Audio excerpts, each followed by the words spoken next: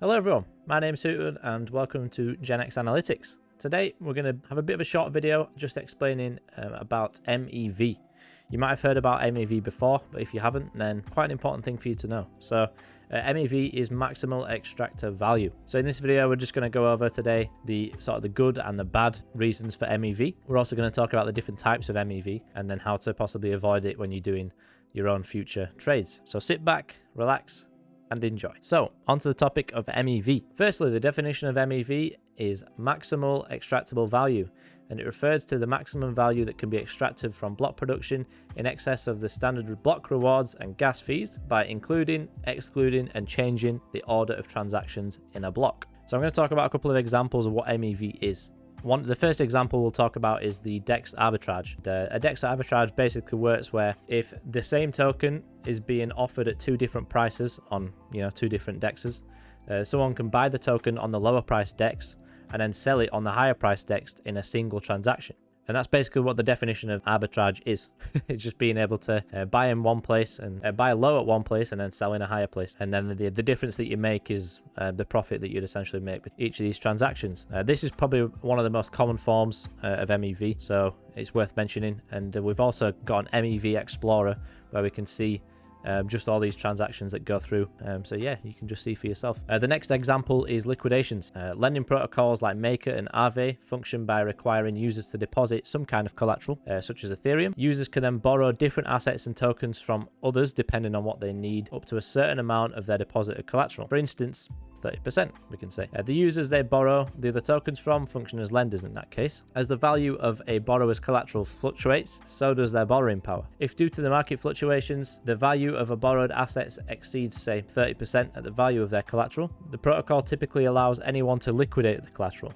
This instantly pays off the lenders if they're liquidated, and the borrower usually has to pay some hefty liquidation fees, some of which go to the liquidator, which is where the MEV opportunity comes in. Searchers compete to parse blockchain data as fast as possible to determine which borrowers can be liquidated and be the first to submit a liquidation transaction and collect the liquidation fee for themselves. Another form of MEV could be sandwich trading. To sandwich, a searcher will watch the mempool for large DEX trades. For instance, someone wants to buy 10,000 uni with DAI on Uniswap. A trade of this magnitude will have a meaningful impact on the uni/DAI pair, potentially significantly raising the price of uni relative to DAI. A searcher can calculate the approximate price impact of this large trade on the uni and DAI pair and execute an optimal buy order immediately before the large trade. So essentially they're buying uni cheaply and then executing a sell order immediately after the large trade, selling it for the higher price caused by the large order. We're going to talk about maybe a benefit of MEV, if there is really any. I suppose one good reason for MEV is that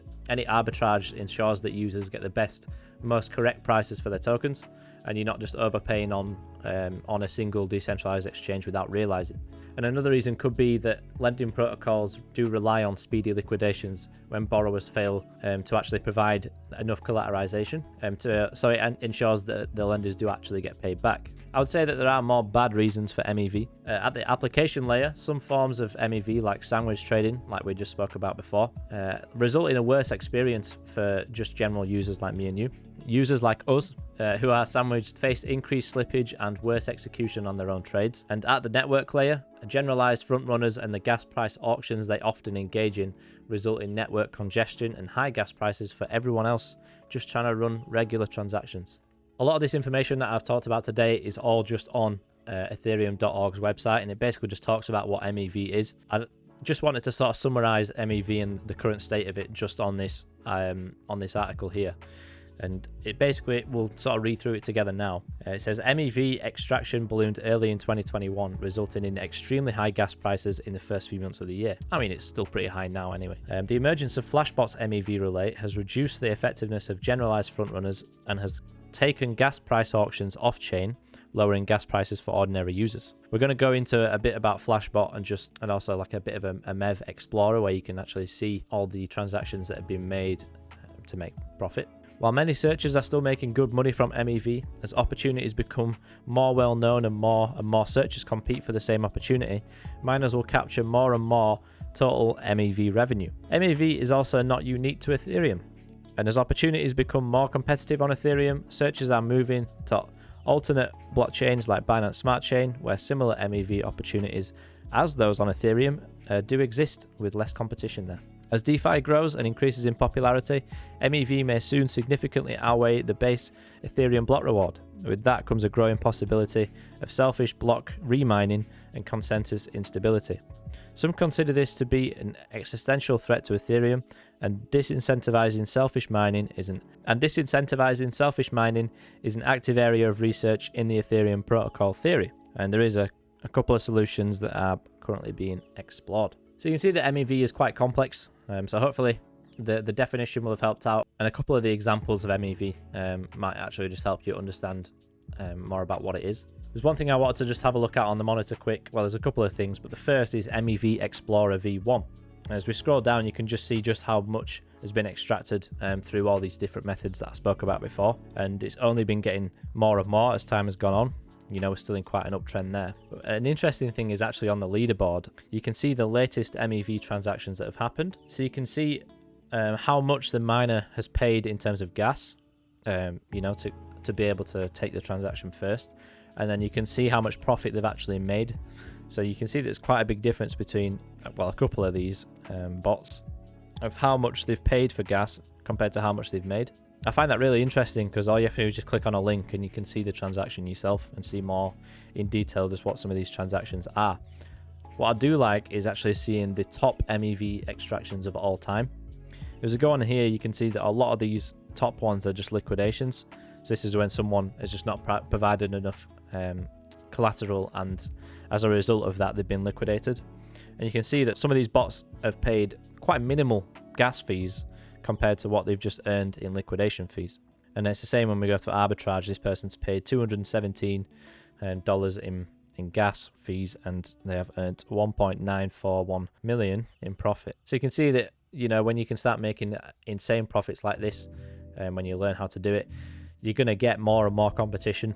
So I can see why you know, this could happen more and more on other chains as well. Especially if there's less competition, there's more chance of you being able to earn these jackpots. If we go back onto the dashboard itself, you can see as we scroll down, there is a lot more data. So I will link all this in the description and you can have a look through it yourself. You can actually see whereabouts it's all come from as well. So you can see that the majority of it has come from Uniswap v2. But not all bots do make profit when it comes to this. Even though they might fail a transaction, they might still have to pay some of the gas fees. So we'll try and find an example of someone who's overpaid. So a good example of some of the bots actually failing is this one.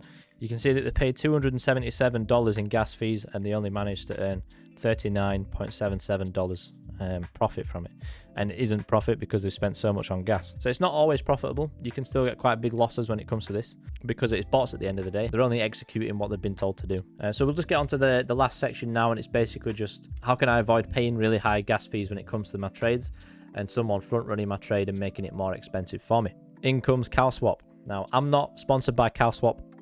If I was sponsored, I would tell you. When you click, I've just clicked on the About section of Cowswap and we can go through it together. So Cowswap is the first trading interface built on top of the Cow protocol. It allows you to buy and sell tokens using gasless orders that are settled peer-to-peer among its users or into any on-chain liquidity source while providing MEV protection. So every time you and another trader each hold an asset the other wants, your trade is settled directly without using the automated market maker, and therefore without incurring any slippage or fees. Only amounts that can't be settled with other Cowswap traders are then sent to underlying AMMs, and that's called the coincidence of wants, Cow for short. So gas costs are accounted for in your sell token already. No gas costs are needed to actually be paid. Cowswap uses an off-chain design for submitting trades. You simply sign a message which is then submitted to Cowswap's off-chain service. Cowswap's off-chain service optimizes your trade's execution by considering the coincidence of wants. Then it goes to the best execution route among AMMs, and then it gives an optimized gas price for inclusion in the next mine block. And then your trade is submitted and settled on-chain. So this will help you save on gas fees, slippage, and protocol fees. So when it comes to trading, you might receive a little bit more than you did anticipate, especially if you're using the Ethereum network. And then it talks a little bit about MEV here and why it is protected. It's protected because it's off-chain, and if you're going peer-to-peer, then you don't have to go through sending transactions on-chain to get mined, and you know that's where MEV comes from.